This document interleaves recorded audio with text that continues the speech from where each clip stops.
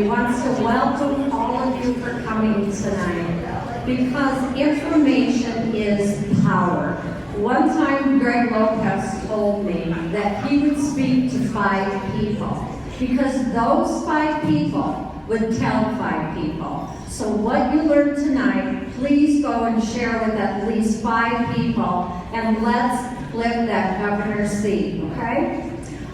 First of all, I want to thank the candidates for being here tonight. Our moderators, Deborah, Flora, and Mandy, Connell.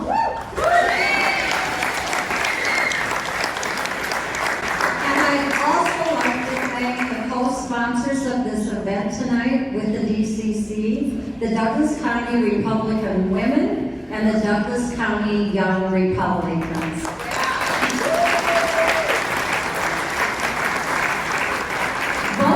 Organizations and our organization have information on the back table if you would like to learn more. We also want you to know that Douglas County Citizenry has a Facebook page, so please go to that page and follow the information that we post on our Facebook page. I also want to have a special thank you tonight to Doug Lane. He is providing Fast Lane Productions, or providing our audio tonight, and he's doing that out of the graciousness of his heart.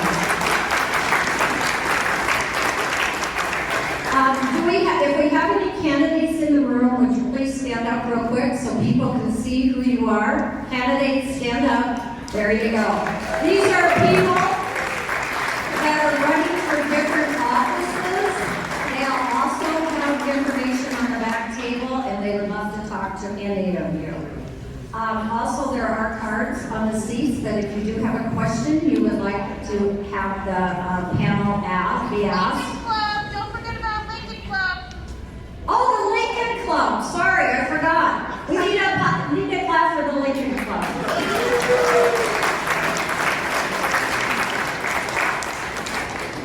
I saved you for the last because you're the best. Okay, are there any veterans in the audience? Because if there are, would you please stand up?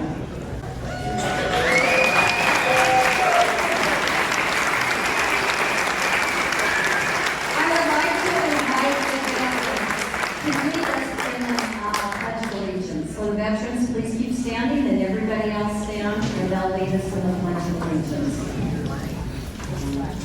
I pledge allegiance to the flag of the United States of America and to the republic for which it stands, one nation, under God, indivisible, with liberty and justice for all.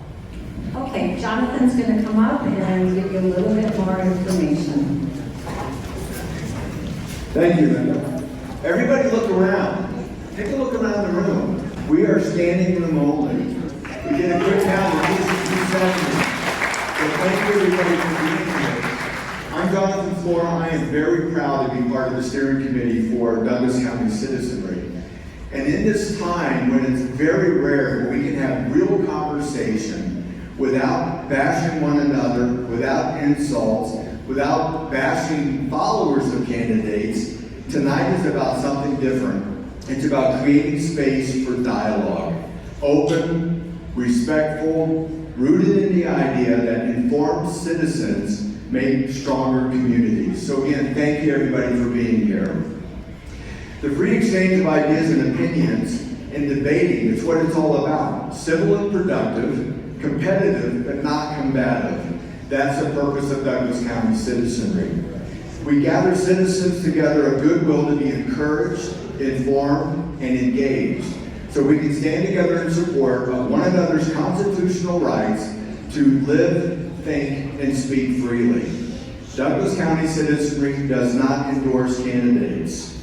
Our role is to provide a fair debate forum that serves both the candidates and you, the citizens of Colorado.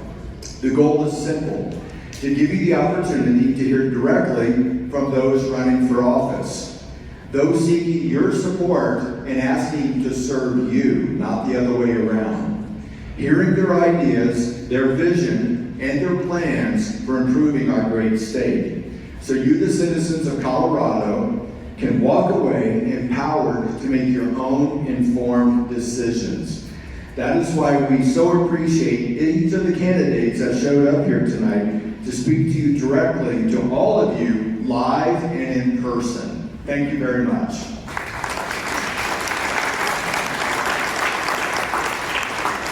Thank you. And by the way, the first person you heard was Linda White with Douglas County Citizenry also. So thank you, Linda. I'm Deborah Flora. I want to reiterate again, thank you to the Lincoln Club of Colorado, Douglas County Republican Women, Douglas County Young Republicans, and the steering committee of Douglas County Citizenry. We truly believe this is a model of how those who are constitutional can stand together and serve the citizens. We also want to thank you all for being here because you were a sign of something that we tested out about a year and a half ago.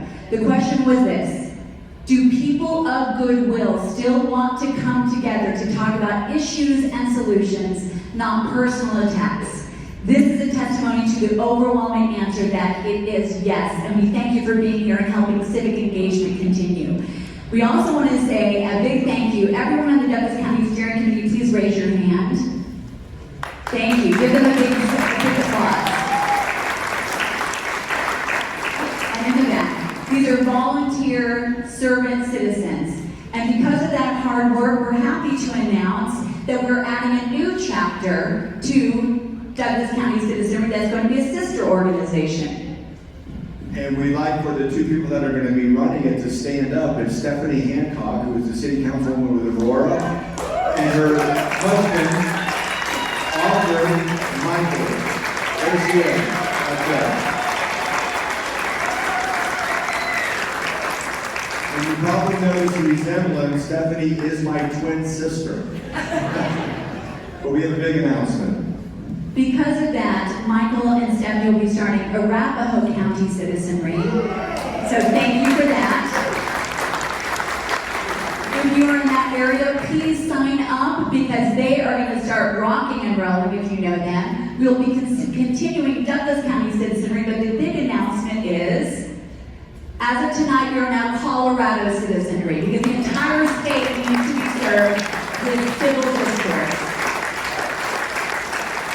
Thank you all so much. I'm going to switch microphones now and turn this one on. Wanted to real quickly introduce the guidelines for the organization. As you heard the mission statement, we are about no name calling, we are about gathering citizens of goodwill to stand for one another's rights to live, think, and speak freely. We do believe 80% of us agree on 80% of things. Because of that, our guidelines for all of our events and our forums goes for the audience members, for Mandy and I. Mandy, I know, will not be yelling and screaming, but it goes for us as well. And it goes for the candidates. We have strict guidelines. There is no yelling, there is no interrupting because other citizens are not served. If someone does that, you will get one warning, and then if you continue, you will be escorted out. The reason why is we believe in free speech, and we believe that your neighbors and fellow citizens should be able to hear everything. I have no doubt that everyone here will be an amazing fellow citizen, so we thank you for that. Before we begin, I also want to say that this forum has gained a lot of attention. First of all, thank you who helped spread the word. We do think it's important to make sure it's very clear how this came about. All of the candidates that were most likely to be on the ballot or in the running after the assembly that are constitutionally conservative were invited the end of January. I want to thank the candidates here who responded right away and confirmed their attendance. That happened, we continued to communicate, and until the very end when we said we would need to announce it after the assembly. As you will see, these are the candidates who did respond, but we want you to know that is the background of this event, and I thank our host partners for always doing things excellently. So that's the background of why we're here at this particular event. Mandy, would you like to start with any comments? I just want to say we have all of these questions have already come in, and we also have questions that were put together by Douglas County Citizenry Steering Committee. Some of these are so hyper-specific, we're not going to get to them. We're trying to ask the questions that have the most reach for the most people in this room, and we appreciate it if you don't get upset if we don't ask your question, but please submit your question if you've got it. I would also add, if we could keep the applause to a minimum, it will allow us to ask even more questions of the candidates, and you'll be able to hear more of their platform positions. So if we could keep the hooting, the hollering, the cheering for your candidate down to nothing, that would be ideal. And I'm super excited about hearing how they're going to fix Colorado and our issues. So let's get started. Yes, and one other thing I will say is this forum is about asking the questions that have to do with the job of governor. That's what we focus on. Because as the CEO of our great state, and like many of you here growing up in Colorado, I want to see it turned around. So those are going to be the questions that we will be asking, because you will be hiring someone for this position. I want to thank again, we have former Congressman Greg Lopez, we have Senator Barb Kirkmeyer, and Representative Scott Bottoms. We have the greatest respect of anyone who steps into the arena, and thank you for being here to speak to the citizens. Let's give them a round of applause for being here.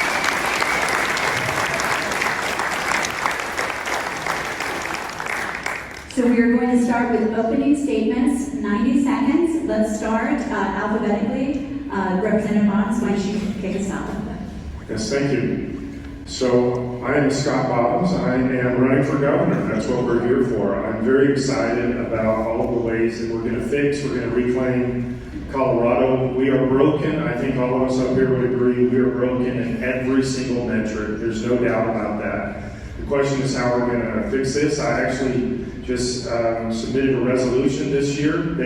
We had to put legal pressure on the Speaker of the House and the Majority Leader to get them to run the resolution. And now we're putting pressure on the Democrats that voted against it, because the resolution is calling for a special auditor to come into the state of Colorado from outside the state to audit our Supreme Court, our judicial system, and Attorney General Weiser. There is a lot of corruption to the tune of billions of dollars that we have documented evidence of, and this is just one of the many things that I continue to do. As we're gonna fix Colorado. We're going to reclaim Colorado at the very core level, and this includes fixing a lot of corruption. We've got to go after all of the attacks on our children, the attacks on our Second Amendment, the attacks on people like Tina Peters. We have to go after this stuff, because nobody else is going to fix it. If we leave it up to the Democrats, they are not going to fix this. They are the problem. And so we have to continue to do this, and we will stand together as a state. And this is the year we can do this. This is the year, and I'm sure we'll get to questions of how, but this is the year we're going to reclaim Colorado for all Coloradans. Thank you. Ready to go? All right, and apparently we have a hot mic. I'm used to that. I get in trouble a lot at the Joint Budget Committee and also on radio shows. So anyways, my name is Barb Kirkmeyer, and I'm running for governor of the great state of Colorado, and I'm so happy to be here this evening and happy to see all of you as well. Thank you so much for coming this evening. You know, our party, our state, it is a mess. One party control for the last 7 years has made a mess out of our state. These Democrats, they cook the books, they give criminals get out of jail free cards, they're trying to eliminate taxpayers' Bill of Rights, and they raise taxes every chance they get, and they're trying to increase your health insurance premiums. And that was just in the last 3 days. It's horrible at the Capitol. I tell people all the time, I can't believe they built this Capitol out of granite and marble, because it really hurts when we beat our head against the wall. But enough is enough. We have had enough of this one-party control that has made us unaffordable, unsafe, we're unraveling, and they can't even get our roads fixed. It's time. It is time we get our state back on track. And I'm the person who can do that. I've done it as a county commissioner. I've done it as a state senator. I'm going to do it as your next governor of the great state of Colorado. Thank you for being here. Former Congressman Greg Lopez. So, I know many of you here tonight are frustrated, disappointed, and even mad at me for deciding to run as an unaffiliated candidate. I can respect that. I truly can. But I want you to know something. My values have not changed. I am a strong, compassionate conservative. But we all know that in Colorado, when it comes to the voting blocks, the unaffiliated voter is now the majority voting blocks. And the major parties are now the minor voting blocks. You know, over the last 20 years, under Democrat leadership, Colorado has become a state that looks like, feels like, and thinks like California. You know, we share a common goal, and that is to stop the Democratic Party from controlling our lives, making life harder, and more importantly, making Colorado a state we no longer recognize. Look, the voters today want new leadership. Leadership that will make life affordable again, roll back in excessive government spending and regulations. They want leadership that will also stop the argument that's happening in the Capitol. It is time that we stop the divide and make Colorado a state that we can all be proud of once again. Let's give all the candidates.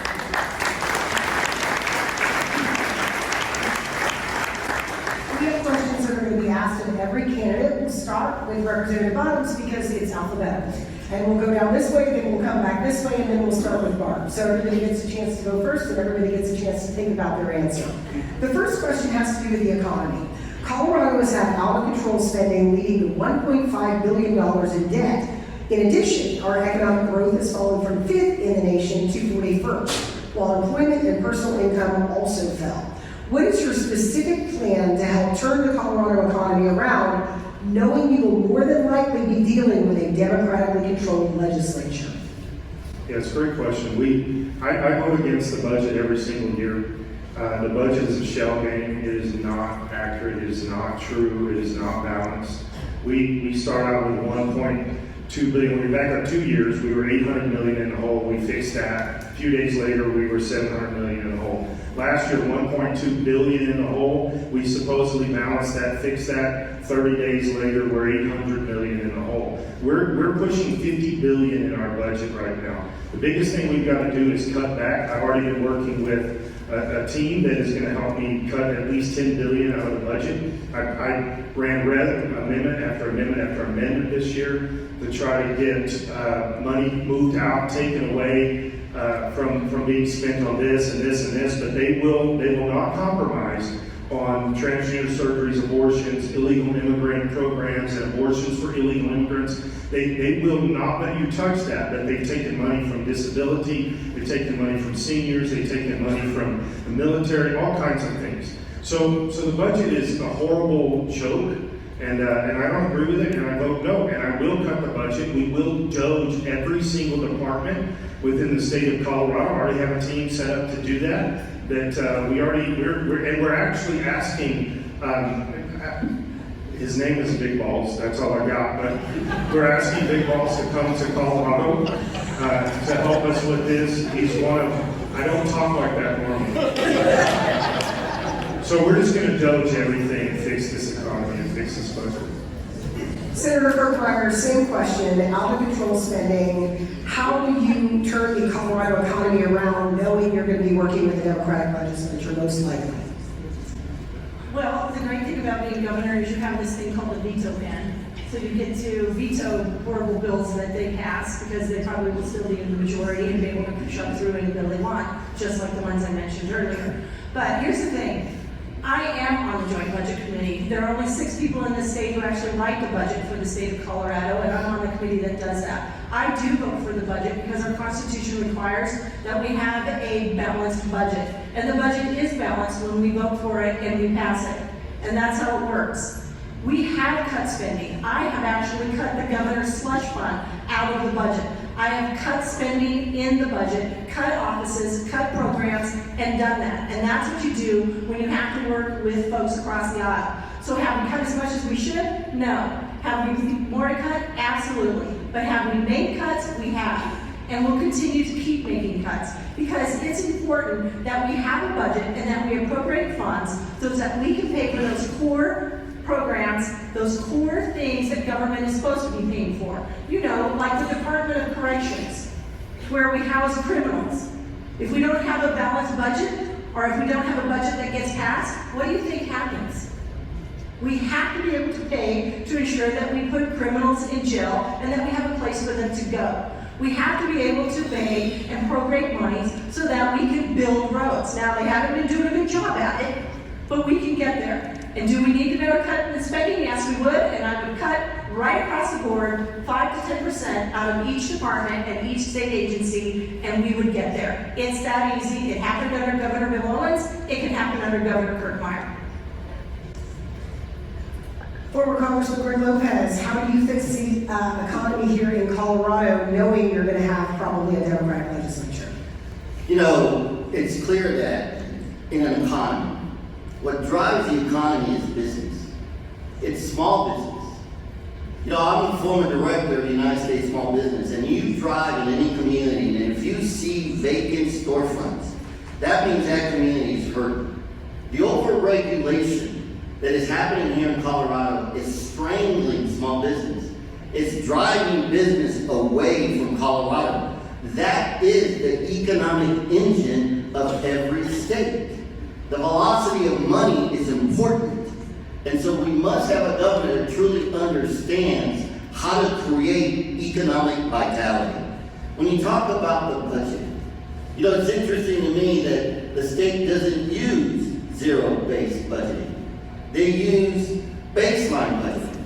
It reminds me of the continued resolutions in Congress.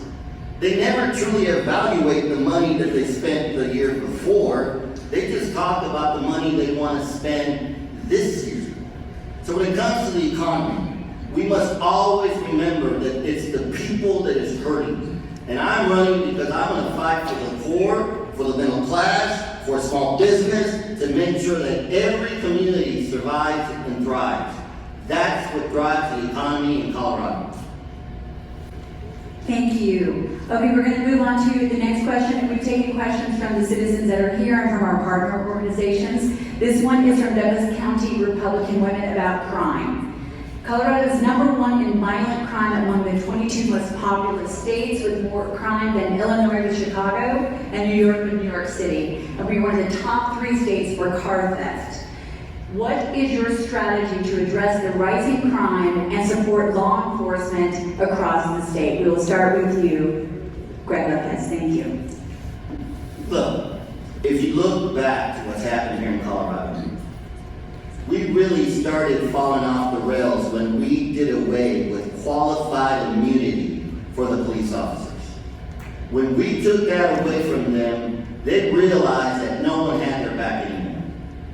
As governor, I am going to champion to rescind that and give them back qualified immunity.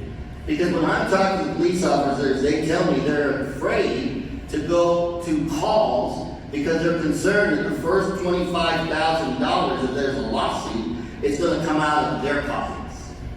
The DAs are not doing their jobs. They are not prosecuting criminals. They are wanting to deal with the emotional aspect of why they create the crime. Look, we are the rule of law. I believe in the rule of law. But at the same time, we're going to make sure that we understand the underlying factor as to why they're committing these crimes.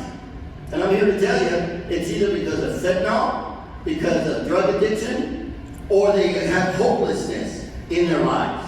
And they think it's easy just to take somebody else's money. We're going to send a message across the entire state that Colorado is not going to put up with crime, and if you're a criminal, we're going to lock you up and make sure that you don't get early parole. We must send a strong message to all the criminal elements throughout the state. Thank you. Barb, same question with rising crime in Colorado. What would you do to turn that around and support law enforcement across the state? Well, I'll tell you what I have done.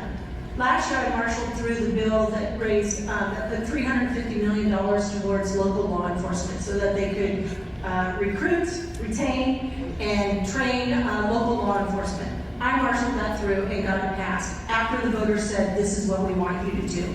So following through on the voters' message and following through on the voters' will. We do have to have a message where we're tough on crime. I told you, they passed a bill just today out of the Senate that says we're not even going to follow truth in sentencing anymore, like the voters voted for. So as governor, we've got the bullet Pullman. We also have the way to make amendments to the budget to make sure that we do put money into funding that we have a Department of Corrections, that we have those jail cells in place, and that we can require our CBI, our Colorado Bureau of Investigations, to actually work with the sheriffs and local law enforcement and police chiefs, not against them, and not just trying to do things around them. That my administration will be working with local law enforcement to make sure that we are tough on crime. I do have a good working relationship with the district attorneys in this state, and they are prosecuting criminals. And we'll make sure that they put them in jail. So we will have a tough on crime. We will have an administration that knows how to fund those programs, those departments that need to be funded to make sure that we are working through and protecting and defending the blue, backing our blue. I've done it before, I will do it again, and we'll continue doing it. I have always been tough on crime, and we'll make sure we have that message out there as my administration moves forward. Thank you. And Scott, same question with rising crime, how will you help turn that around and support law enforcement across the state? I think first this is a cultural thing. We have an anti-culture against an anti-bent, an anti-attitude against police officers, sheriffs, ICE. Right now it's illegal in the state of Colorado for ICE, sheriffs, and police to work together. Day one, executive order, ICE will now work with police and sheriffs, hands down. We're also going to deal with the biggest issue, and actually car theft 3 days ago, it was recorded car theft is we're now #1 again in car theft in the state of Colorado. We've got to actually put people in jail and do some things about this. We will also go into the Venezuelan cartel area in Aurora, and we will shut them down with the National Guard, sheriff, police, everybody that wants to jump on board. No, that's not true, but every sheriff, police, National Guard, we're going to go in, we're going to eradicate that militant, military armed force that is as armed as the police department is. We're going to shut down crime every single time we see it. We're not going to allow this to continue to... I have sat and stood on the steps of the Capitol building and watched somebody taking meth right there, and Colorado State Police was standing right there beside them. The reason is they're scared to death. As Greg said, they're scared to death to do something because you're going to be a racist, you're going to be something else. And we're gonna shut that down, and we're gonna back the blue, we're gonna back the sheriffs, we're gonna give them the resources that they need, and they're gonna have the voice of the governor constantly saying, put people in jail, clean up our streets, and we'll start with downtown Denver and work toward your city.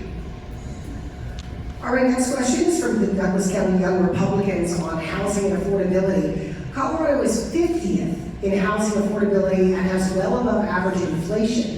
These factors make it nearly impossible for young people to buy a home or start a family. What specific taxes, regulations, or zoning rules will you cut or reform to increase housing supply and bring down costs for the next generation? Barb, will let you start. Sure. The first thing that I will continue to work on and help cut is property taxes. I marshaled through the largest property tax cut in the state history a couple of years ago, and we need to continue doing that. We need to decrease property taxes. That's one of the first things. The other thing is there are a lot of regulations that have been passed through the state, a lot of laws that put on all of these regulations, increasing the cost of how to build a home. We've done an energy code that increases cost. They've done all sorts of things to increase costs to build a home. So we need to roll back those regulations. And the way I would do that as governor is, first of all those boards and commissions that create those new rules and regulations, those people are appointed by the governor. I will go into those boards and pull out some of those people who are not doing their job, who are making things much more affordable, and rewrite the rules. We will call back rules and regulations that are driving up the cost. And then I will work with local governments. That's who should be defining what the character of our neighborhood looks like.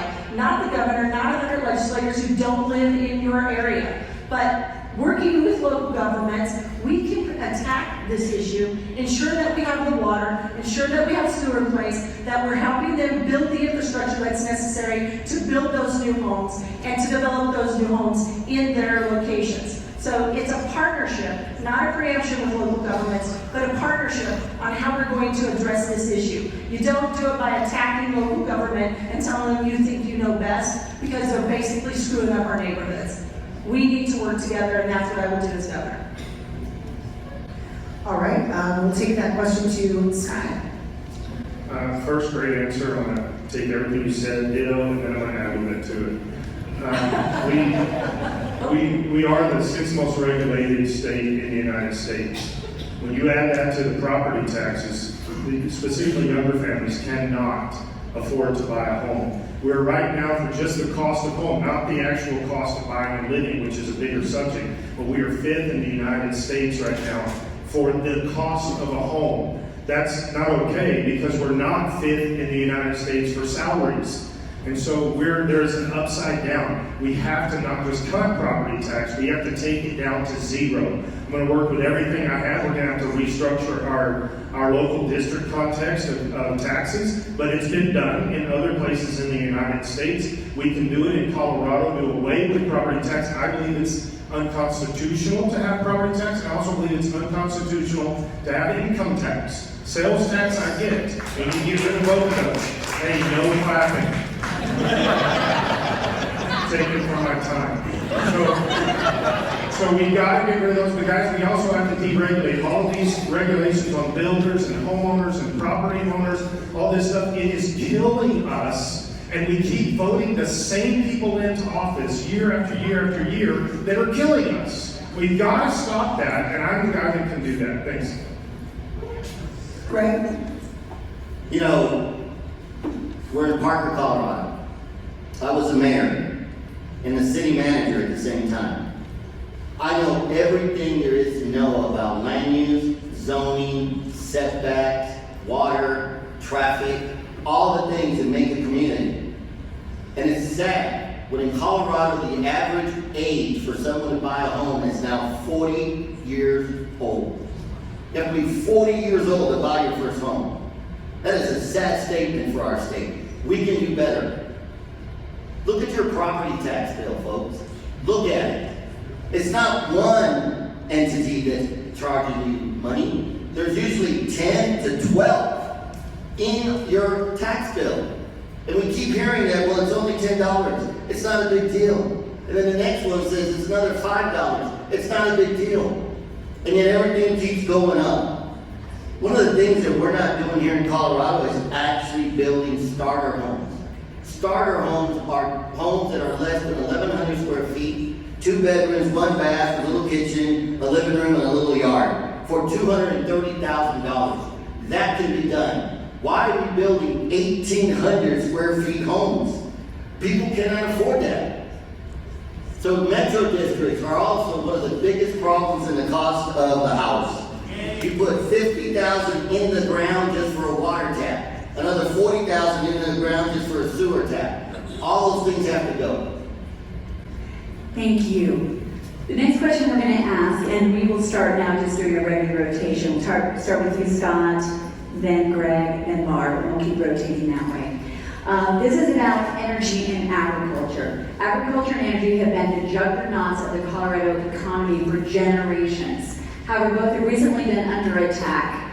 What would you do to reverse these Green New Deal policies harming our oil and gas industry, as well as support rural Colorado? We'll start with you, Scott. Yes, thank you. The conservative movement, I've been saying this for over 20 years, by the way, as a pastor. The conservative Go Green movement is a religion. It is not based upon science. It has no validity, and it needs to not keep being invaded into this conversation. We are oil, coal, and gas state. The moment I'm governor, we're going to immediately start having conversations. I've already been having conversations. And we're going to blow that thing wide open, drill, get your natural gas. We need to be a producer, not just a sender of natural gas.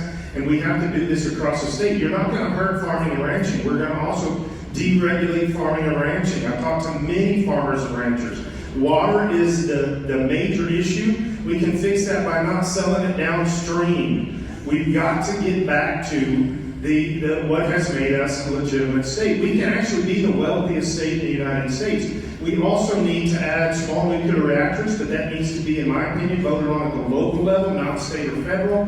And then we also need to go back to mining lithium, cobalt, and uranium. We used to do that in the state. Now we let slave trade in Africa and China produce batteries for cars. I run amendments on this to say you cannot allow those vehicles to come into the state. We can drill for our own stuff. Let the landowners become wealthy because of this. Let somebody drill for oil. We can fix this easy. You're not harming the planet. I don't think the internal combustible engine caught God off guard. So we're not hurting the planet. Let's stop that conversation.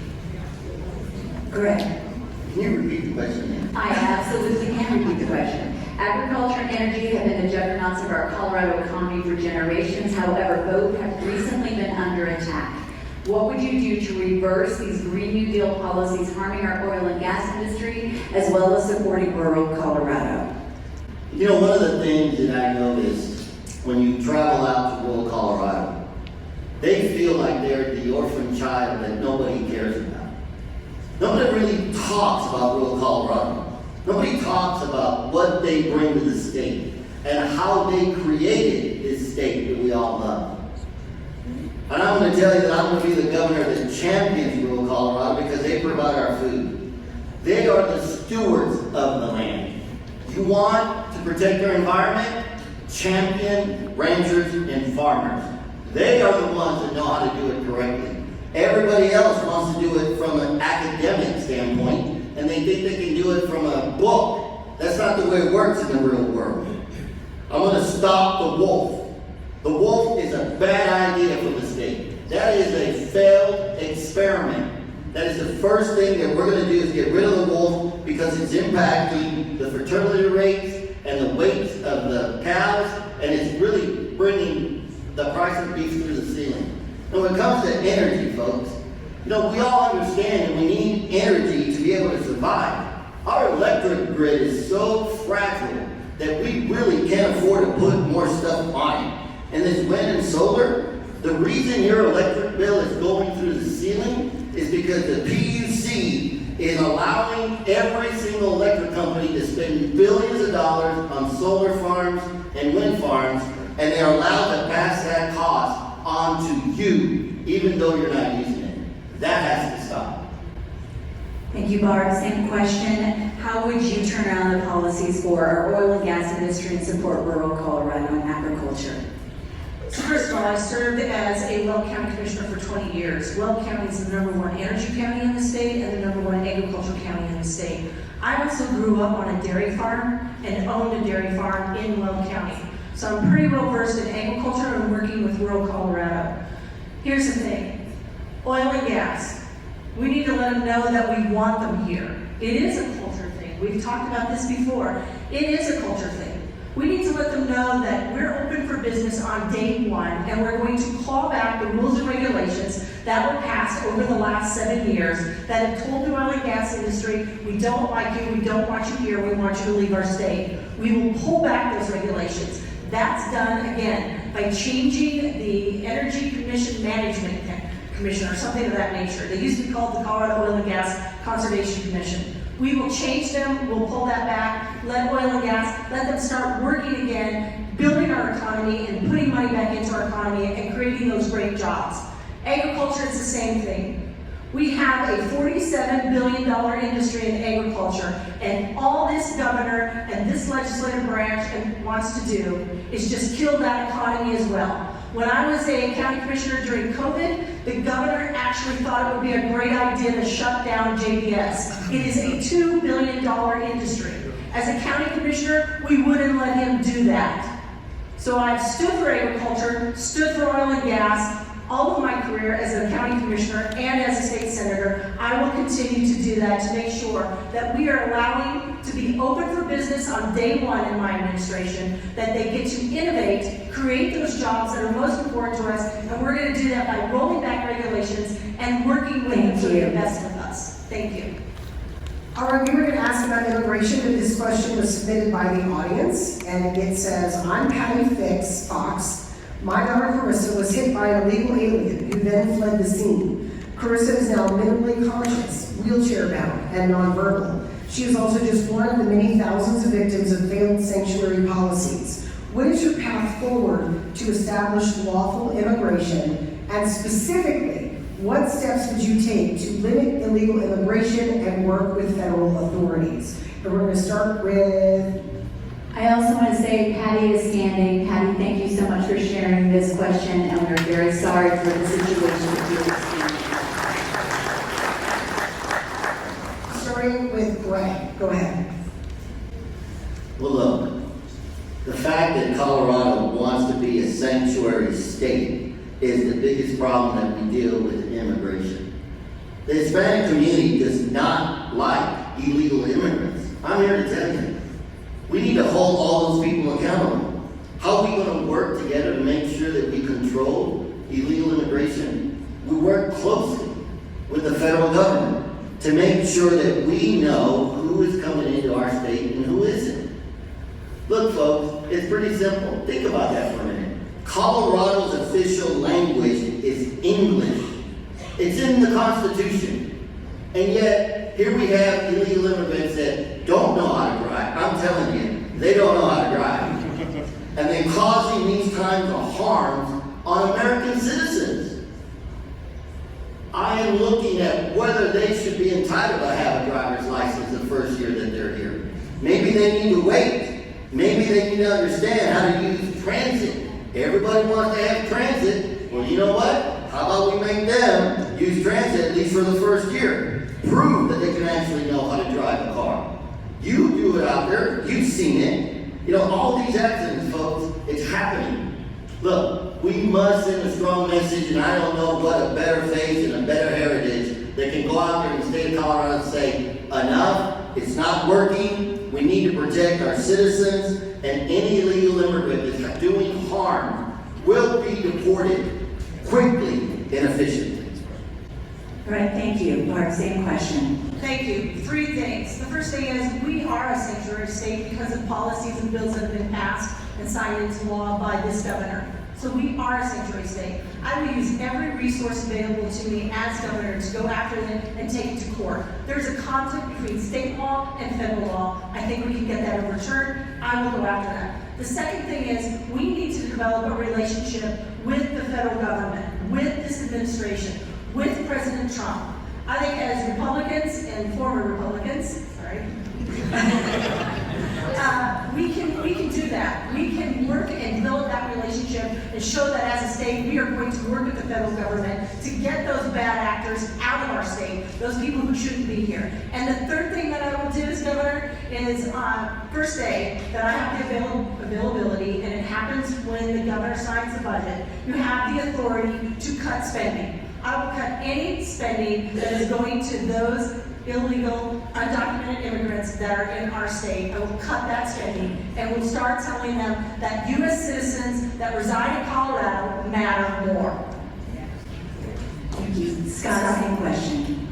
Yeah, so there is no such thing as a sanctuary state, sanctuary city that is unconstitutional. If I was a governor right now, Attorney General Weiser would be in jail. This is not okay. You cannot sue the federal government for doing what they're supposed to be doing. We will abolish this stupidity called sanctuary. It will be done day one. Executive order, this is how you do it. We're going to go by the Constitution again. That's all you have to do, and all of that stuff is eradicated. I talked to police officers in Aurora, Colorado, and they said that about a dozen of them, they said that the chief of police in Aurora told the officers, do not go in the area where the Venezuelan cartel is. That is their territory. Well, one of the constitutional jobs of the governor is to protect the citizens of Colorado from foreign invaders. That does not mean Californians and Texans. That means, well, it could mean Californians. But that means people from other countries that are armed up, sitting in our state, saying, we're going to control this, and there's nothing you can do about it. We will immediately hammer down on this craziness, and that's a day one thing, executive order. We will not acknowledge sanctuary city or state, and if you're the mayor of Denver, and you're trying to have a sanctuary city, you're going against the Constitution, we're going to put you in jail. You're not allowed to do that, and that will be supported by the Supreme Court, by the way. We know this. This has got to stop, and it's got to stop yesterday. All right,